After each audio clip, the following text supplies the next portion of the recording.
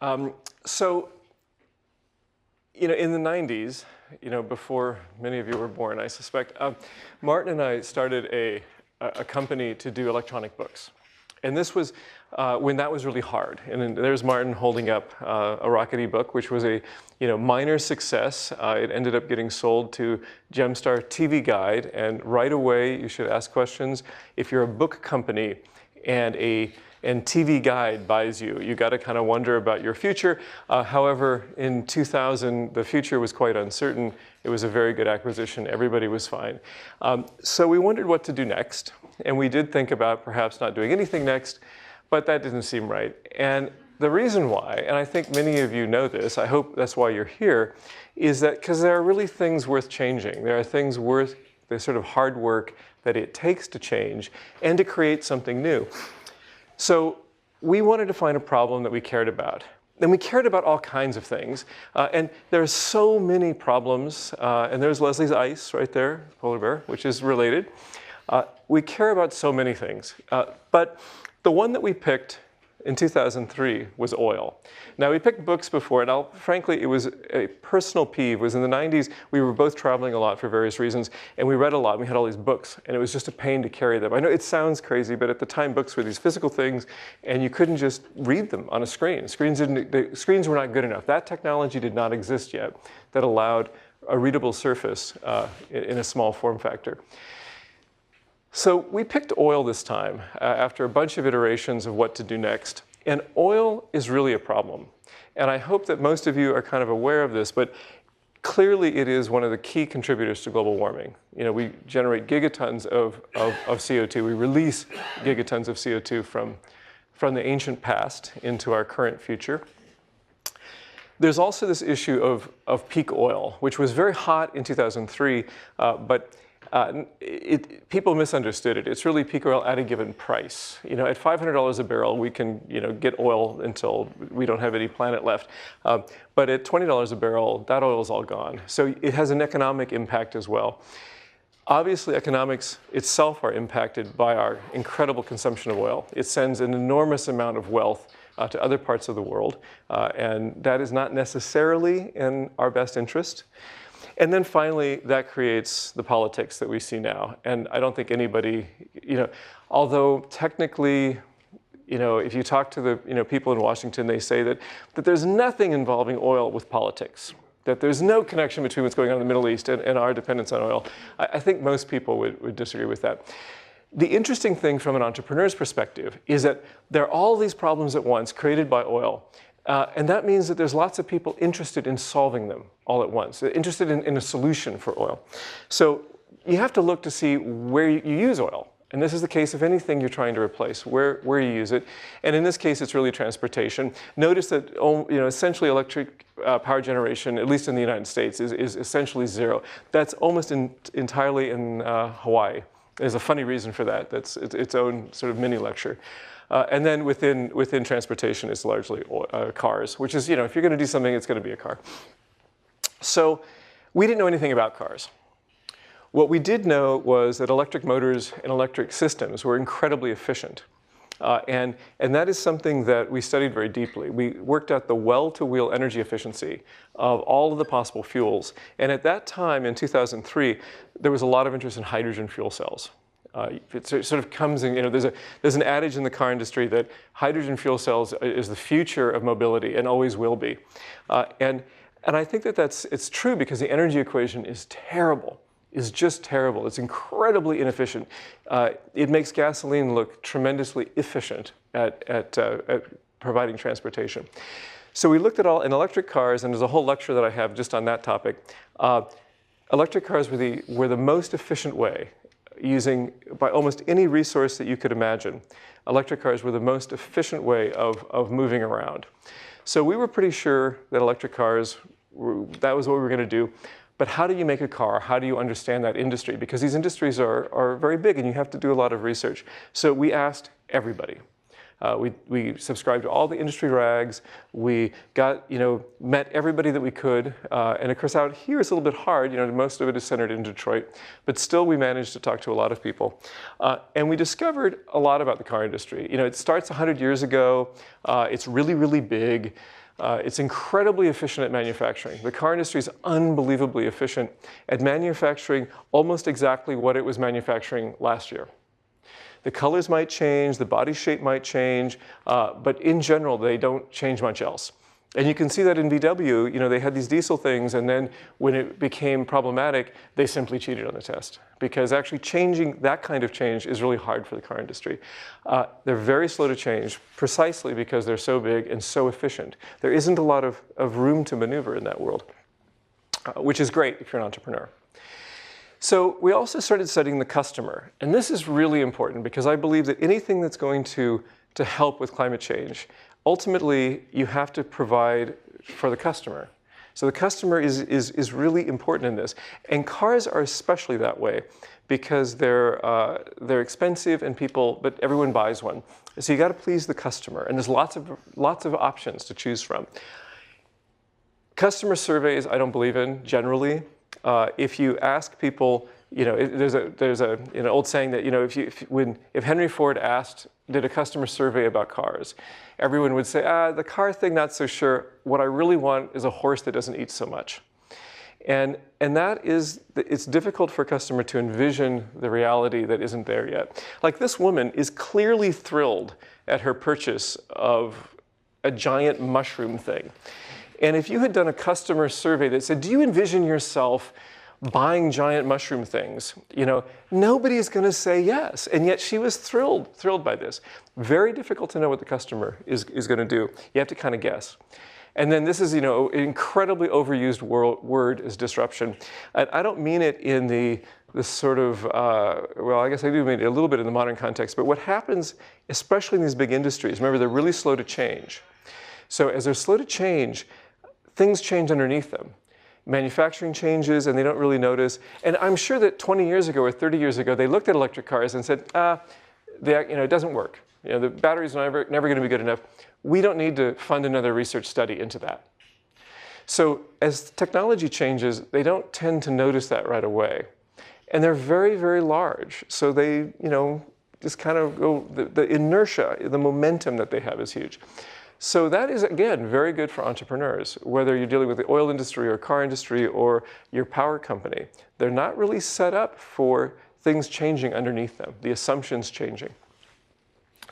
So with books, it was easy, because the internet was changing everything. Software was going everywhere, and the internet was happening, and you could distribute digital content. And the publishers were completely freaked because Napster had existed and wiped out the music industry.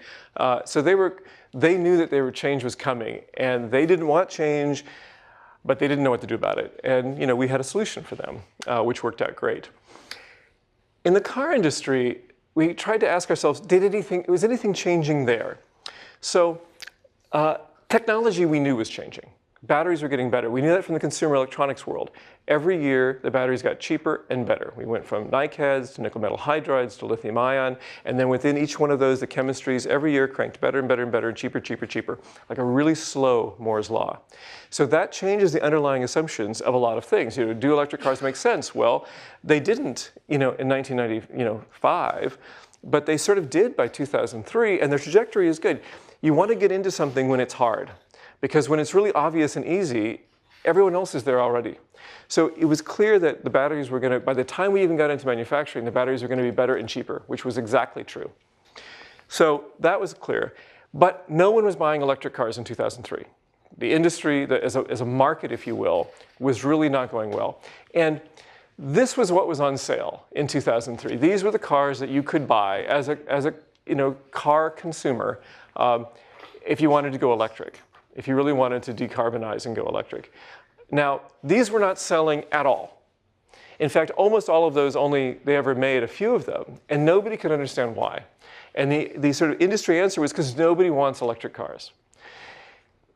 Nobody thought, well, maybe nobody wants incredibly lame electric cars, because and Martin coined this term. He said, these are punishment cars. These are written or created by people who hate the idea that you might be not riding your bike or taking public transit. And therefore, if you just insist on having a car, you have to be punished for it. And it has to be one of those things. Now, there were other cars that existed before 2003, and this is the best of them, the EV1. And it was actually a fairly decent electric car. It was the only electric car made by sort of a real car company, if you will, purpose-built to be an electric car. We had in the late 90s a thing in California called the zero emissions mandate, which said that if you're going to sell cars in California, you got to also sell some zero emission cars. You got to have these zero emission credits. And all the car companies applied vast amounts of money to Sacramento to fix that. And they spent a little bit of money on electric cars. And eventually the money flowing into Sacramento fixed it for them. And in 2002, they got it rewritten. And all of these cars were pulled back and crushed. But as a case study of why we thought electric cars might work, it was really instructive because there were people who really loved these cars. In fact, many of them became our initial customers. And this was by far the best of those cars, although the RAV4 had quite a following as well. Now, the thing that was interesting from GM is they didn't want to sell you the car. They would only lease you the car. That way, when the lobbying was successful in Sacramento, they could pull back the leases and have them crushed. And in fact, they were so adamant of making sure that there were no EV1s around that there were two outside of outside of the leasing arrangement. One was held by the Smithsonian. And I don't think it was necessarily a coincidence that they paid a great deal of money to have the new, beautiful car museum done at the new location for the Smithsonian. And one of the requirements for their largesse to the Smithsonian was that the EV1 not be displayed.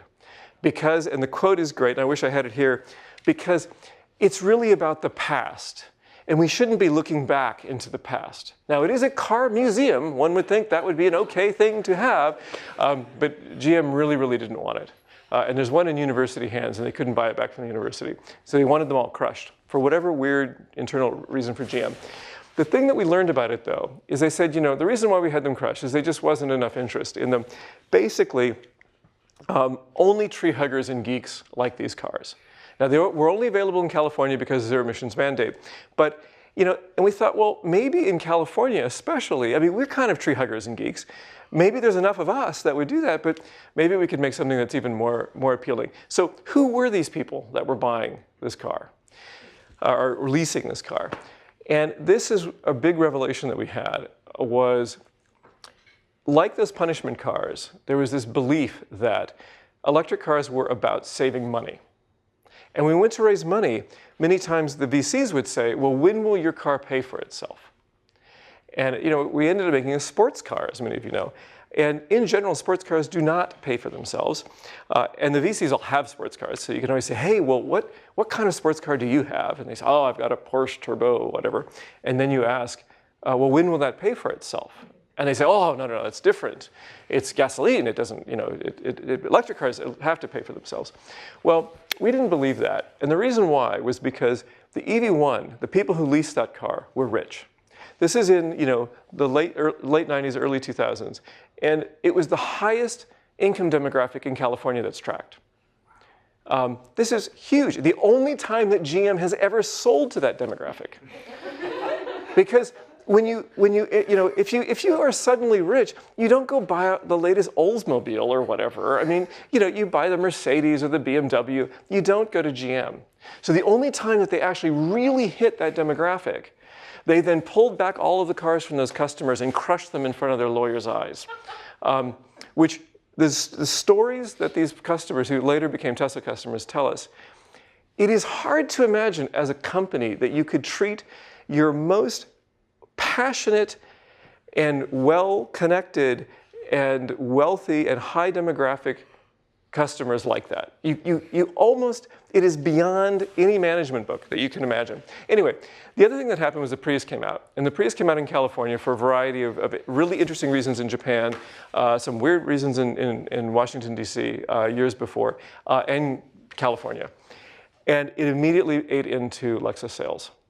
And that was not in the roadmap for Toyota. Toyota had put it on their cheapest possible platform They did not expect it to appeal to wealthy people, because wealthy people had money. They didn't need to worry about paying for gas.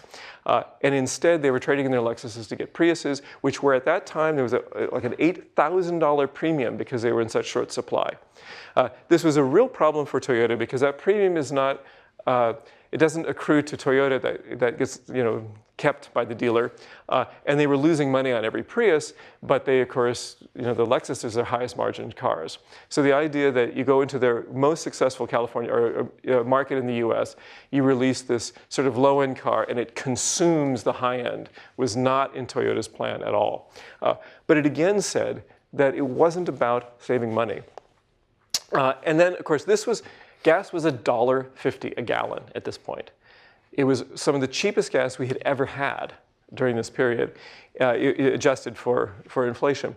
So it was clear to us that this whole idea of trying to save money on cars was a mistake, and that the actual people who might be interested were people who could afford to do the right thing for whatever reason. Because it turns out that cars are a little different than most products. Well, maybe they're the same as all products, but they're very expensive, so they seem different. People buy cars really to project their values. If you think about it, all the cars in California especially all go exactly the same speed. I mean, you're not going 200 miles an hour in that Lamborghini. You are hoping to get to 65 on 280, and probably not going that fast, not even getting to 65. And you're going right there with that little Ford Fiesta is right next to you. So if you were just doing it to save money or do the most economical thing, everyone would buy a very, very, very cheap car. And yet, the moment that people have some excess disposable income, they tend to buy a new car. And they spend more money on the car. They don't just replace it with the cheapest possible thing. They buy a car, maybe it's a big SUV to go to the mall, or whether it's a sports car to project whatever image that is, but they do it to project their values and to tell people and to show people their image. And for electric cars and for the Priuses, I mean, Palo Alto was filled with Priuses and Porsches, every driveway, Prius and a Porsche, because they wanted to let everybody know how sort of morally superior they were. And of course, they had the Porsche too, but they had that Prius that they drove, even though they were spending far more at Starbucks or whatever than they were at the gas station. So this is really important to us because we could not make a car. Remember, I said that the car industry was super, super efficient. There is no way we could make a car at any price point anywhere close to what the car industry that makes millions of cars a year. Any company would if we had to compete on price, it's not a competition. So it had to be something else. It had to be something that we're offering the customer that they want, that the regular car industry had forgotten about or didn't realize. So our target customers were the people that were buying Priuses, but really could afford a Porsche or anything else that they wanted. And it turns out that there's a lot of those. One of the great things about the car industry from a marketing perspective is that all of the data is public because cars get registered.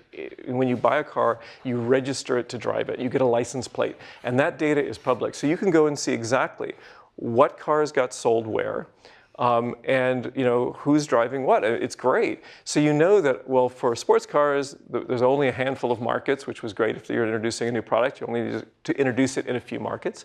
It's LA and San Francisco and Miami and New York. And I think, and Seattle and Houston, I think, too. And that's sort of like all the sports cars in the country get sold basically in those markets. And those also happen to be, many of those places were people that were also very concerned about global warming or about the politics. So many of our initial customers really didn't care much about global warming or didn't believe in it, but they really cared about sending their money to the Middle East. So that was, as somebody selling these cars and wanting to decarbonize the transportation sector, I don't really care why people want to decarbonize. If they want to save trees or ice, that's one thing. If they want to simply, try to keep the money at home for economic reasons, that's great. If they're worried about national security, that's great too. I don't care. So we believed all the places where everything was ready for disruption in the car industry. And we had to figure out what kind of car to build. So we knew that the demographic could afford a sports car. There was reasons why we chose a sports car. We did a lot of modeling, and we did not use supercomputers. We actually used high school math and spreadsheets. And we modeled it almost exactly correctly. We were only off by a few percent, because it turns out math is unbelievably predictive. And this is not deep physics. This is, this is sort of Newtonian physics and energy. It's great. And it's something that any high school student can do if you're patient and good with Excel. And along the way, we were trying to figure out what we could build. This is the image that really stuck with me. Martin dug this up somewhere, and when I saw it, it really resonated, because if you look at the average driving in California and the average sunshine in California, that's what it takes. That person, with a Tesla or any kind of actually electric car, that's all the amount of solar panels you need to drive about 14,000 miles in California. Different parts of the country is a little different, but that looked doable to me. That was not some crazy infrastructure change. That was not $1 trillion of new hydrogen superhighways. It was this little tiny, set of solar panels. It's not even very big, and a car. And then you're completely decoupled from a hydrocarbon future. And that I just think is so powerful, because it looks very doable. So the computer model showed us we could make a sports car. There's another thing that's important about marketing your new solution, is that I believe it has to be better than the alternative. It can't be a punishment car. We know that those didn't sell. And one of the things that electric can do really, really well, it has some shortcomings, but the thing it can really do is accelerate like crazy. And it turns out that people pay for that. All the sports cars are priced according to the 0 to 60 time. The quicker you get to 0 to 60, the more expensive the sports car. And there are people who are willing to pay $50,000 more to get half a second off. It's great, but I don't totally get it. I mean, it's fun. It's really fun, but I guess that's enough. So, and at 4 seconds, 0 to 60 was right about where the supercars were at that time. Now they're about 2.5 seconds, which is incredibly, the latest Model S can do it, I think, in 2.8 seconds. So it's a giant, 5-passenger sedan, and it's faster than the supercars were only 10 years ago, or even 5 years ago. Sports car, super sports cars.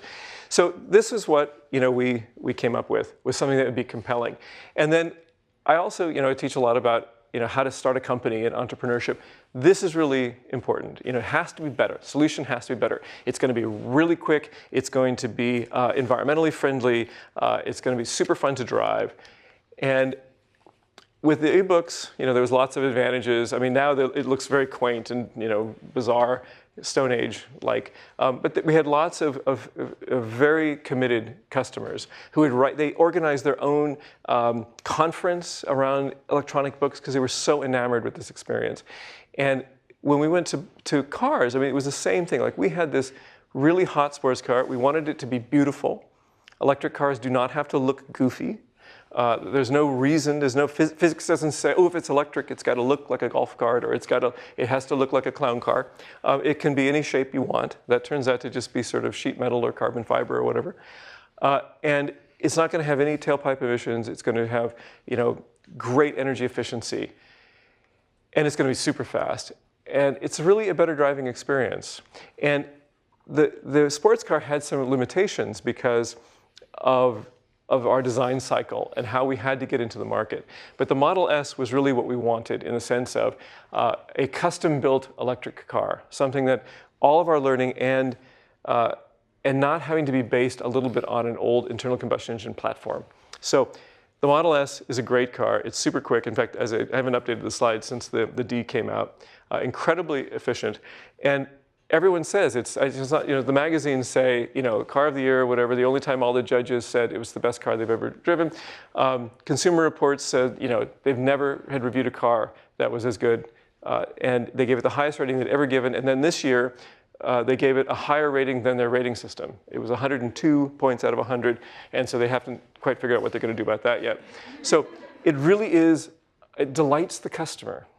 And that, asking people to change behavior to save the world is very hard, because people might do it for a little while, but in the end, they kind of like the way that it was, because it's been really convenient, the way our world is structured. It has to be better. So these big projects require lots of people. So if you guys are off starting something, and you've spent a couple of years and you've been unable to convince anybody to help you or anybody to join you, there may be a reason for that. Just saying. Visions, especially around the environment and climate change and sustainability, should be really compelling. People should get it. And if your vision isn't right for some reason and you can't attract anyone to help you, maybe it's not one of those things. You may want to change that vision a little bit. I see lots of startup plans, and some of them are really a hard sell. They can't convince anybody, and there's a reason for it. So what's next? And as this course teaches, there's lots and lots of things going on that we need to fix. And it's not that these are nice things to fix. We really have to do it, because the way we're currently doing it, isn't going to last. And we say, oh, it isn't sustainable. Well, there's a great quote by an economist, and it says, if something cannot go on forever, it will stop. And it doesn't feel like it, though.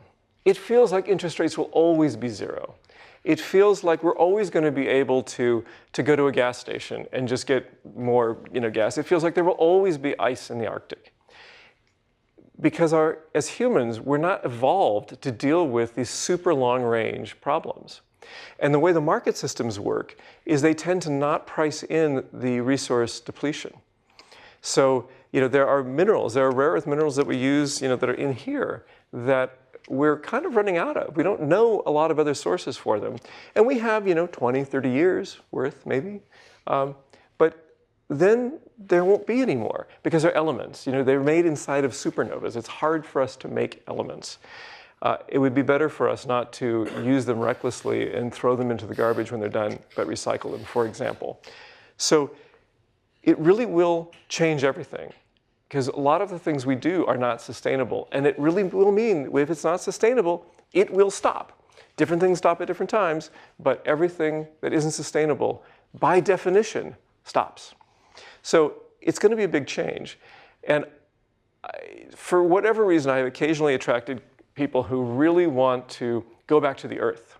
Well, we're kind of on the earth. Like, I'm into that. They want to live and raise goats and live in yurts and stuff. And that is really great. And I've had this discussion numerous times, but that isn't necessarily the lifestyle that I want. I have nothing against goats, but I don't really want to interact with them on a daily basis. And I like living in a world that has lots of really cool things and neat stuff and things we can go do.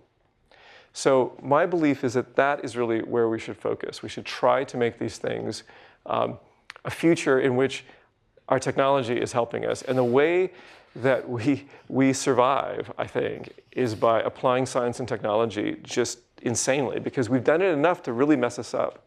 We've gotten giant populations and stuff, and we had better fix it. But the thing is, there's nothing, the physics lets us fix it. It's just an engineering problem. Hard one. But so I always leave with, what will you change? And I have some baby picture slides of Tesla, which I could go through if you guys want, but or I can answer questions. So anyway, that's sort of my takeaway, or that's my presentation to try to get people to fix things, because all these things will stop. Now, I want to make one more point, is that because almost no systems currently are sustainable, as an entrepreneur, this is a great thing, because it means that almost anything that you want to pick, if you're really into making, glasses, you can probably find things that are not sustainable in glass making, or eyeglasses, and disrupt that market, because those assumptions have changed, and you should be able to go in and fix those things. The whole economy is going to be rebuilt in the next 30, 40 years, and if that isn't the biggest possible opportunity to rebuild the largest economy the world has ever known, and the most materially rich society we've ever had, I mean, what more do you want as an entrepreneur? I mean, I just don't know. So I really think that what you change is going to be huge, because everything is going to change. We'll still have iPhones, but they're not going to be made the same way. I can guarantee it. Yes? How did you go from, we don't know anything about electric cars to, creating that? Well, so Part of it is the entrepreneurial enthusiasm and naivete, but also most problems. So electric cars, I'm a software guy, Martin's an electrical engineer. I knew from the software perspective and from the electrical engineering perspective, we could make electric cars. They've been around for 100 years. So the technology itself of the drivetrain was not a big problem. I mean, there was lots of issues, but they were engineering problems. And they were engineering problems that Silicon Valley knows how to solve. It's power electronics, it's software, it's advanced manufacturing techniques, it's efficiency. We do that. That's what Silicon Valley is all about. Making the car was what scared me. And that's why we partnered with Lotus to screw together the actual car for the first one, because we didn't know how. And we knew we couldn't add any value to that particular piece of the equation yet. Yeah. So why particularly Lotus and why particularly Exige Lotus? It was actually not the Exige. The Exige didn't exist. It was the Elise. Oh, Elise, sorry. Yeah. So the reason why we picked Lotus, as opposed to any of the other car companies on the planet to partner with, is that they had experience making cars for other people. So they had made the Opel Speedster for GM. They had made some other car for some other European company. They also had an impedance match. If you imagine, there's two guys, we try to go to, Ford and say, we want you to build cars under our name. I mean, they're never, ever in a million years going to do that. Lotus is used to making small numbers of cars. They only make, 5,000 cars a year anyway. So, and to keep their factory busy, they do work for other people. So they were a perfect fit. We had several other possible fits. There's a company in South Africa that does a very similar thing. But Lotus was a good fit size-wise, and they had they had cars that were already federally approved here, so they had experience with that.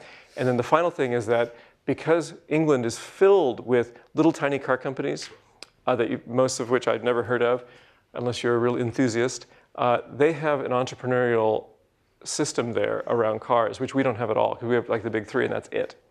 They have an entire ecosystem that deals with little car companies, which is great. It's a little bit like a very small version of Silicon Valley around certain technologies. Yeah. So before you guys and Prius and sort of the new revolution in green cars came about, did people not realize that cars were something that people bought as an image thing, like designer clothes, or was it that the value of a green image was sort of undervalued by? Well, that's a really good question. The car industry obviously knows that. I mean, they wouldn't make all these different flavors of cars and market it so carefully to people. They clearly know that people buy cars for their image, for their personal, projection. Why they thought that no one would want to project that for an electric car is beyond me. And especially when they had data that said it was not the case. I mean, Prius sales, and because the Prius is a fine car, but it's not as nice as that Porsche that people were, or that Lexus people were trading in. So that was just a misstep. It was a misstep because things had changed. I suspect that 20 years before, nobody cared. Nobody realized the damage that we were doing with hydrocarbons, I think. Yep. Yes. You first. Okay, sorry. So lithium-ion batteries have a lot of problems still, I guess. So what is like their biggest disadvantage or challenges that you're facing? They're expensive. Yeah, lithium-ion batteries. So lithium-ion batteries have challenges. They can catch fire. Now, I want you to realize that what we're competing against is gasoline. And it turns out gasoline is also quite flammable. And if you listen to the traffic reports, almost every day there's some car fire someplace, right? Nobody thinks anything of that. Oh, it's gasoline. Of course, it all catches fire and burns. But a battery, oh my gosh, if that were to catch fire, who knows what would happen? It turns out that anytime you have that much sort of energy and chemical energy, things can go awry. But just like we've gotten incredibly good at dealing with gasoline, we spent a lot of time getting good with lithium-ion batteries. That you can, if you handle them correctly, they're way safer than gasoline because just a spark doesn't set it off. I mean, you got to really work at it, and then you got to work at it to propagate it. So as long as you're careful about that, they're easier to deal with. The thing that's interesting about batteries, or the thing that has an added safety concern, is that they have lethal voltages. And that's the case with all Priuses and all hybrids and stuff, because you have to have the voltage up, otherwise the cables get huge.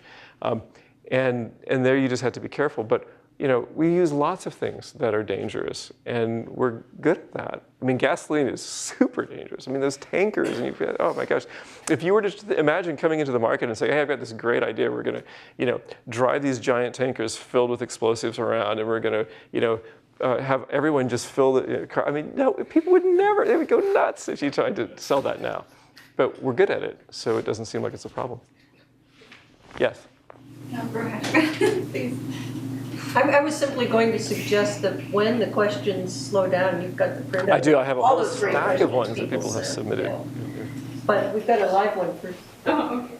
So I really like the fact that you identified as an opportunity for entrepreneurs to change the world, as the future economy is going to change, because most of the things that we are using today and the way we're producing are not sustainable. Right. So I'm just thinking about lithium ion. Lithium is a mine in Chile in the high deserts. Right. So till when we can say that actually leveraging storage in electrochemical methodology would be sustainable? I guess Right. you have to question that. No? Sure. It's a very good question. So, is lithium-ion batteries, are they sustainable? So one thing is that they're incredibly recyclable. So a little bit like, lead-acid batteries, like you have in your car, lead is super toxic. It's a heavy metal, like the heaviest metal that isn't radioactive. Lithium is a light metal, the lightest metal, in fact, that is metal in room temperature. So many of the toxicity issues don't exist with lithium-ion batteries. In fact, they're the only battery that you can legally throw into a landfill.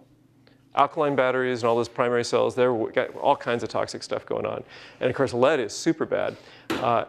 But lithium-ion batteries, they're almost completely non-toxic. So the thing is, you would never throw them into a landfill because they actually have recycle value. Especially some of the other additives that you put in, like cobalt, is very valuable.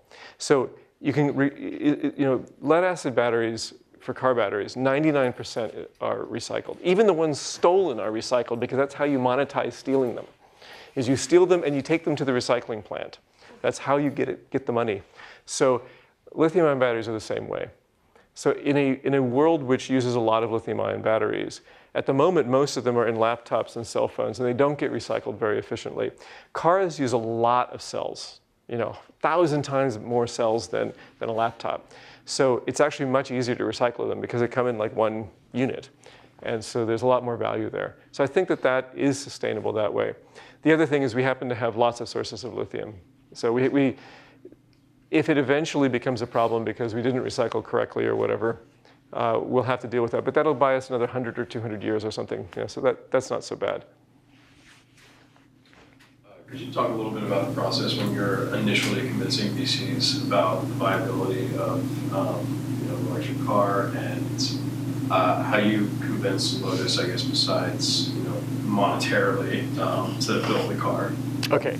So how did we get the VCs to agree? Now, this is before the word clean tech existed, and then had a bad rap afterwards. So we sort of knew, we had raised money before, and we knew a lot of VCs, and we also knew that none of them were going to invest in a car company. It's just not going to happen. At least that's what we figured. So we did shake the money trees that way, but we targeted specific VCs. Funds that were quite small tend to only have one or two partners. Large funds have lots and lots of partners.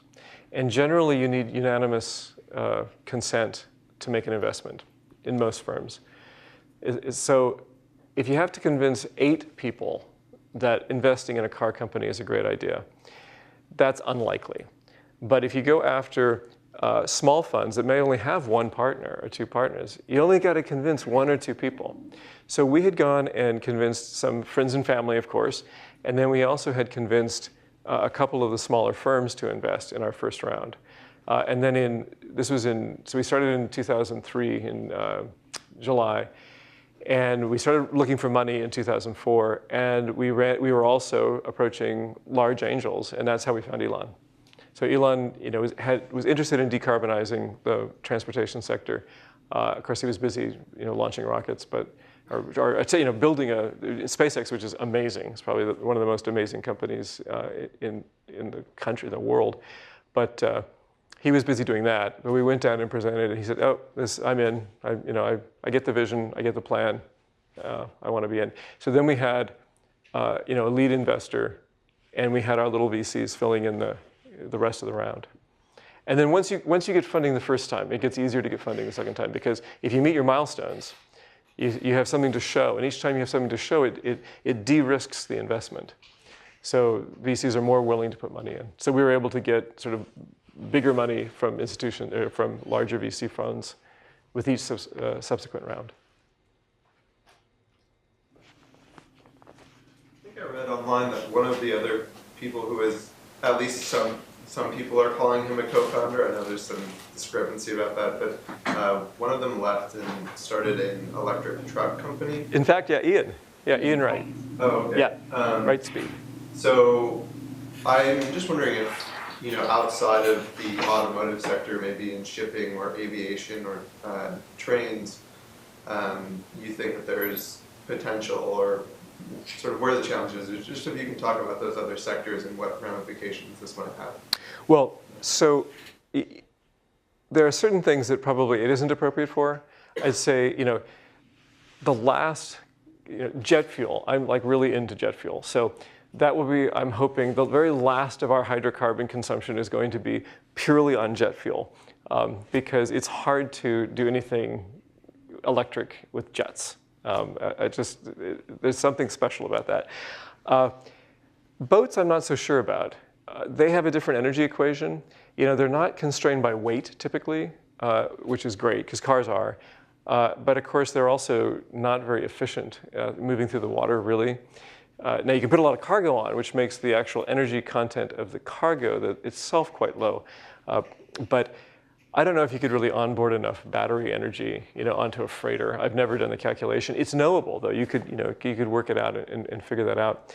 I think the big sector is clearly long-haul trucking needs to go away because it should be on train. It's so much more efficient. It's safer, and trains are super efficient. And all trains are electric. Even the diesel trains are diesel electric trains. They actually have a diesel generator that generates electricity to power the electric motors that make the train go.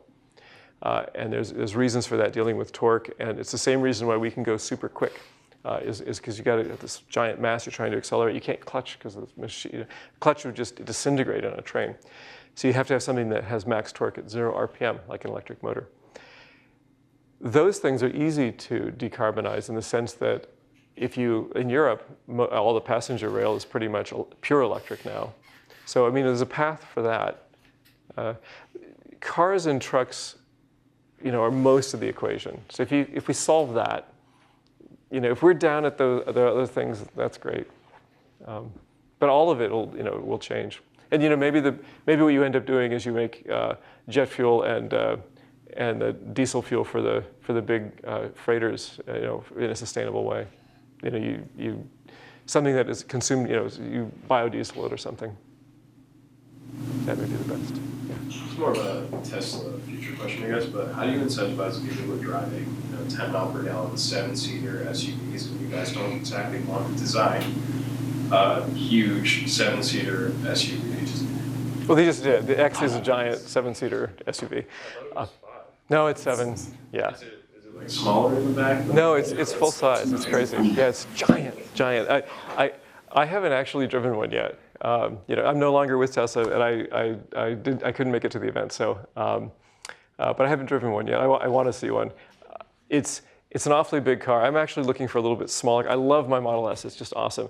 But I would like another one that's a little smaller. So for my particular place in my life at this moment, I want something more about 3 Series BMW size. So I'm hoping that that's the next one that they release. Yes? What's your favorite type of investment to make? You're now on the other side as an investor. Right.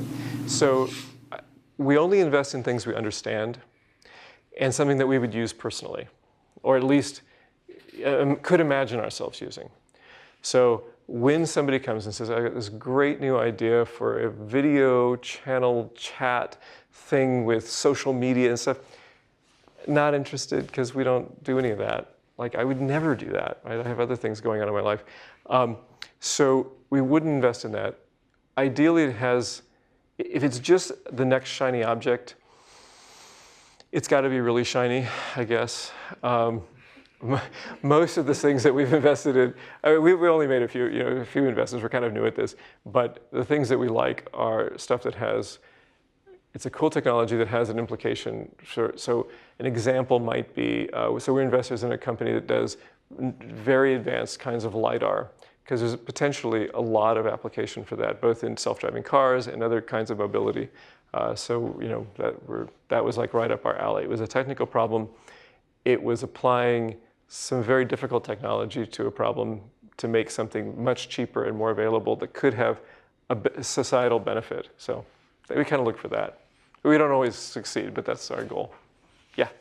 So now that you're on the other side, how do you weigh that image value, right? I mean, because there's obviously a value in being able to sell this, green image or an image of doing something good. How do you evaluate that in terms of its ability to return a profit?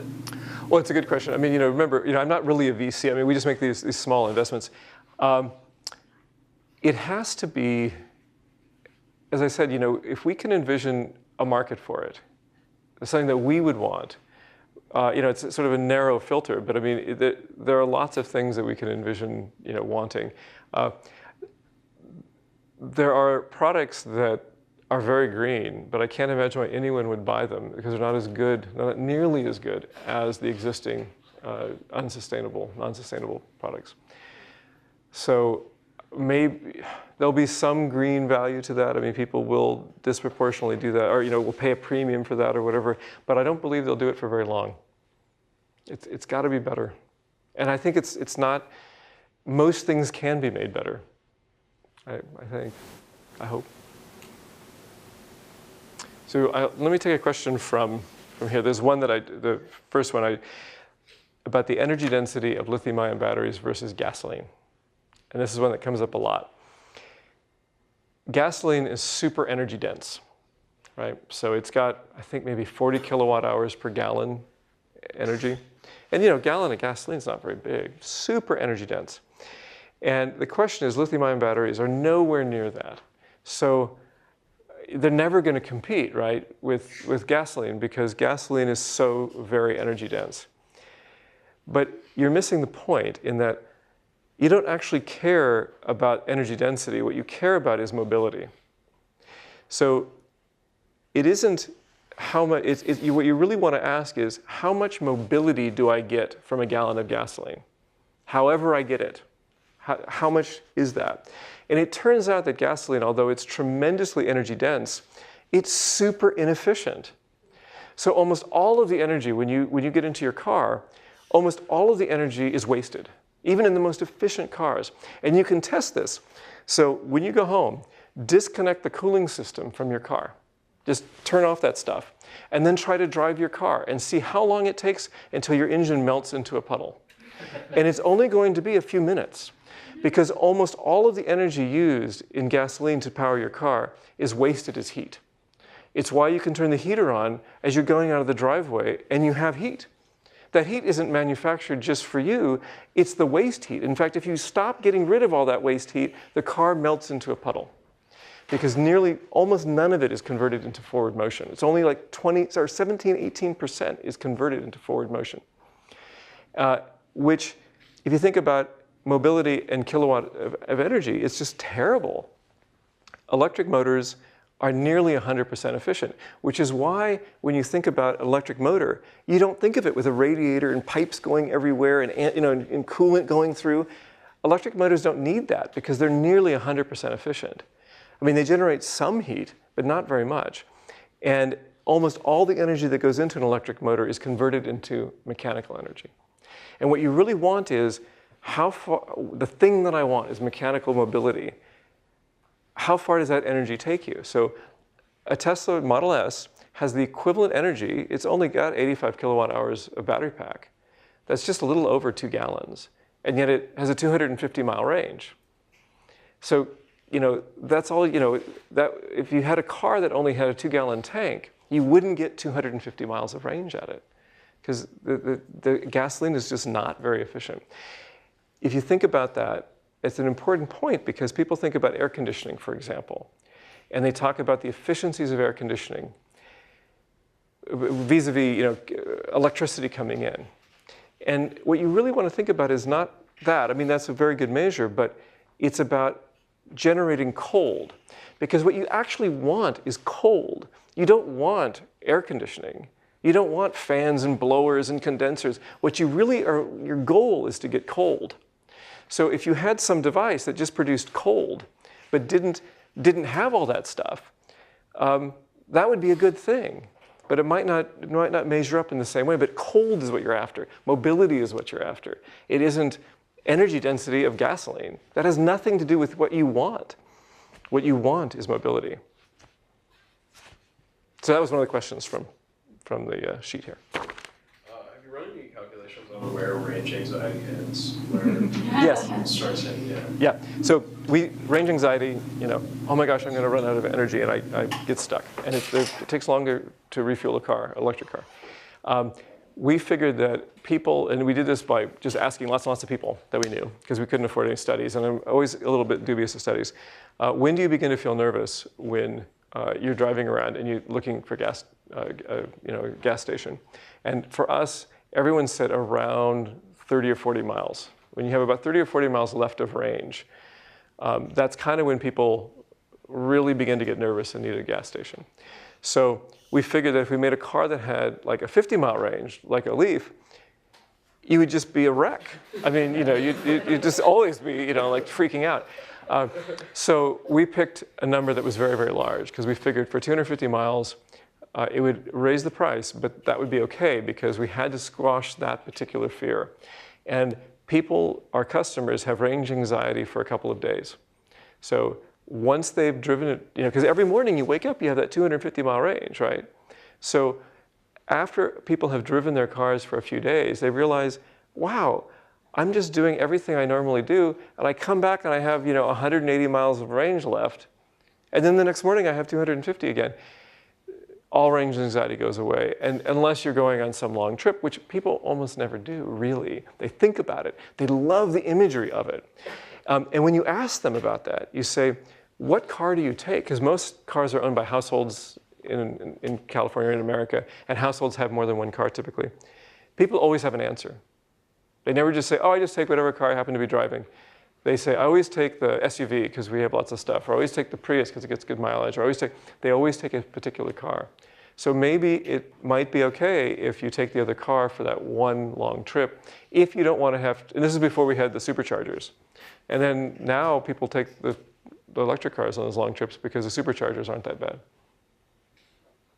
But range anxiety, we think about 30, 40 miles, people freak out. Okay, yes? I haven't heard you mention the economics of the superchargers, but my understanding is that Tesla is giving people free charges forever. Yeah, that's pretty good marketing tool. Oh, I think that's it. Yeah, I mean, remember, Tesla doesn't do any advertising. And it doesn't give any cars at a discount, and doesn't, do product placement. So if you think about the ad budget, you can choose to do that in a bunch of different ways. And if putting superchargers around is a great advertisement, I think it's a great plan. I love the idea when they came out. I thought it was clever. And the thing is that most people don't really use them, because most people don't drive to LA. And by the way, we always were asked this question about what if you want to drive to LA. If you're in San Francisco, we were asked that question, I don't know, 400 or 500 times, probably, raising money and stuff, or just customers. What if I want to drive to LA? If you're in LA, we never heard that question. They always say, what if you want to drive to Vegas? And we heard that hundreds of times. What if you want to go to Vegas? So I want you to just think about that in terms of the sort of cultural aspects of Southern California and Northern California. It's got to be a PhD thesis in there, I'm just sure. And it was 100%. We never, ever, I mean, it became kind of a joke, because every time we go, it was the same question. Let me see. Oh, this one question is, do you think that, shouldn't you let, is it easier for a startup to do a green product, or should you just let large companies just change their ways and do a green products? Unless there's tons of pressure, they will never change, because they're super good at what they do. And big companies need to get kicked to make a change. Volkswagen, I think, is going to make a change with that too in the near future, which I think is pretty good. Anything else here? Let's see. Oh, there's a question about the TZero. Somebody knows deep, dark Tesla, history. The TZero, we didn't make, it says, when you built the TZero, we didn't build the TZero. The TZero was a car that was built by AC Propulsion.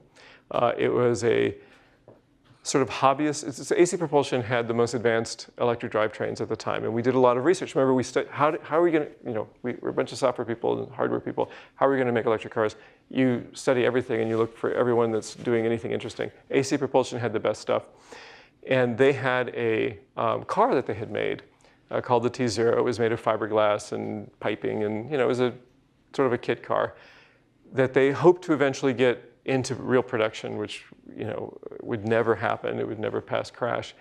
But we borrowed that on numerous occasions, and actually we paid to have lithium-ion batteries. We had an early design, and we paid to have them put lithium-ion batteries in to see if it would really do what we thought it would do as part of our validation of the technology. And then we borrowed it for fundraising, and they were quite gracious to let us borrow it from time to time. So that's where the TZero comes from. Let's see.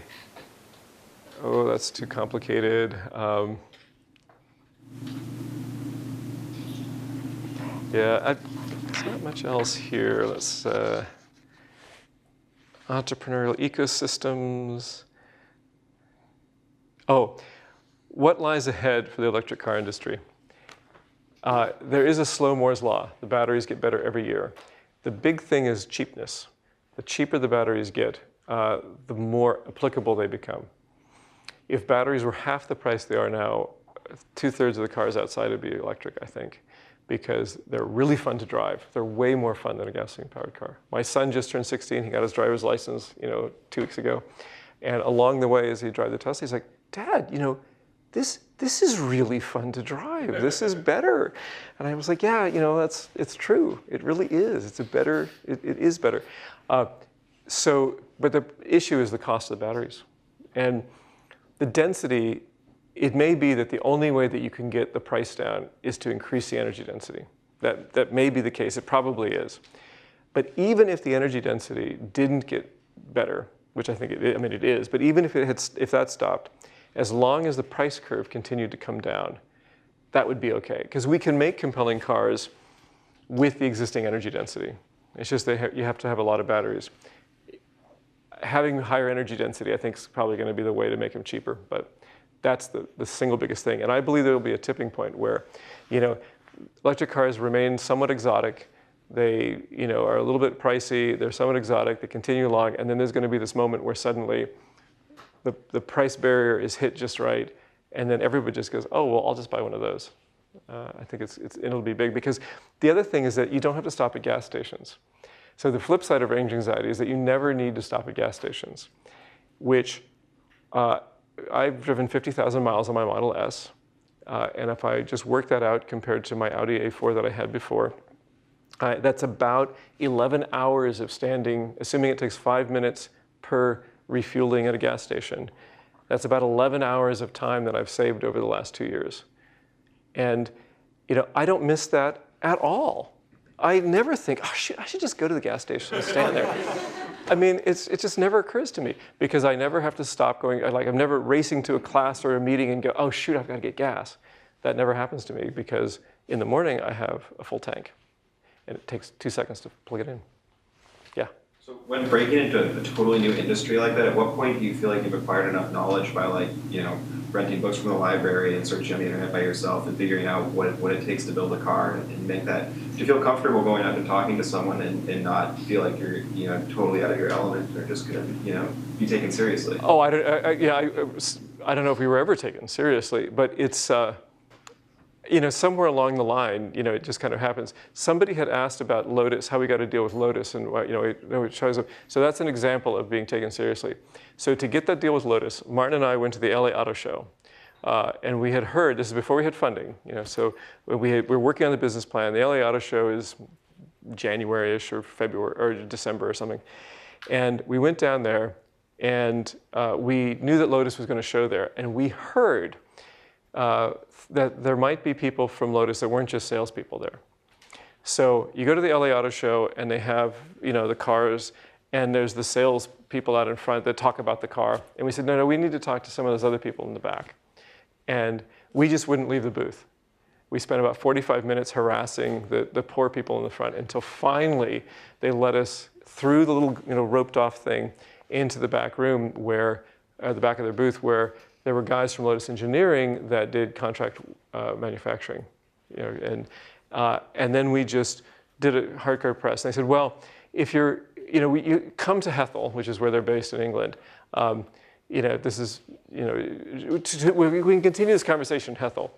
And that was clearly a filter for them, because if we were just two nutcases, which they run into a lot of nutcases, not only with electric car, but just regular ones, they're not going to fly to England.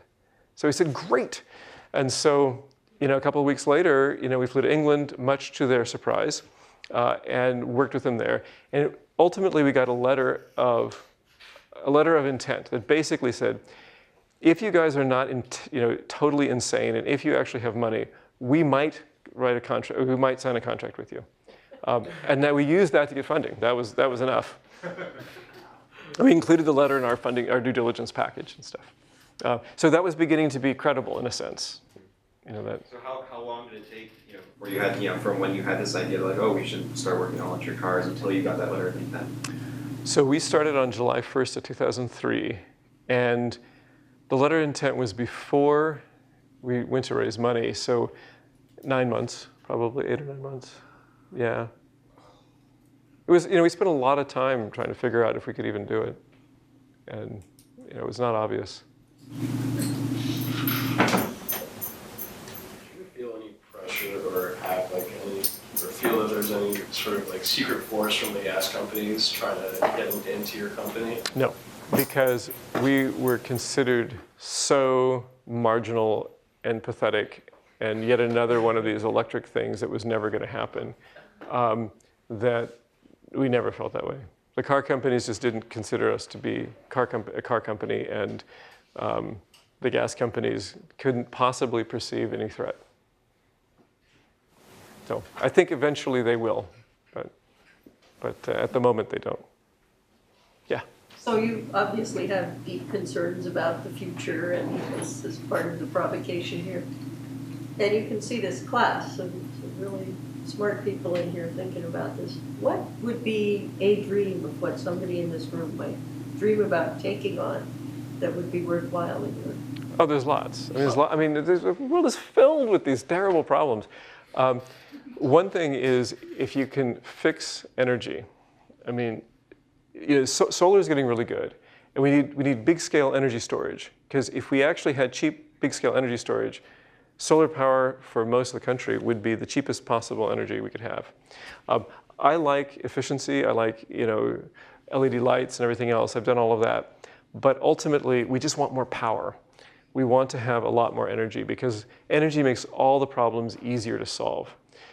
We are obviously in a terrible drought here. If we had tons of energy, we could just use. We know how to make fresh water from salt water. It's just super energy expensive. So making that more efficient, that's great. But maybe just making tons of energy would be a good plan too. It's kind of a brute force thing, but it just makes everything easy. The only way to recycle some of the little things that are in your cell phone and stuff that I know of is to essentially vaporize it and then have it condense out. Very energy intensive, but you get 100% back. So if you have energy, lots of problems suddenly become solvable. So I think energy would be great. Farming's a big thing. We got to fix that. Just sort of energy, farming, water, transportation. Biodiversity. Got to help there. So anything along those lines would be good. There you go. There's your marching orders. So what about harvesting solar from space? Oh, big space satellites? Yeah, I've always wondered about that. Yeah, it's just that beaming thing down. I'm not sure I really want to live underneath that microwave antenna, but maybe it would work. I don't know. It seems expensive. It's got to, we want to have lots of energy, so maybe that's the way to do it.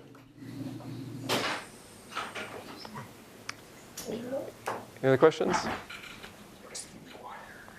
Boy, thank you That's so great. much for coming to speak. Thank you.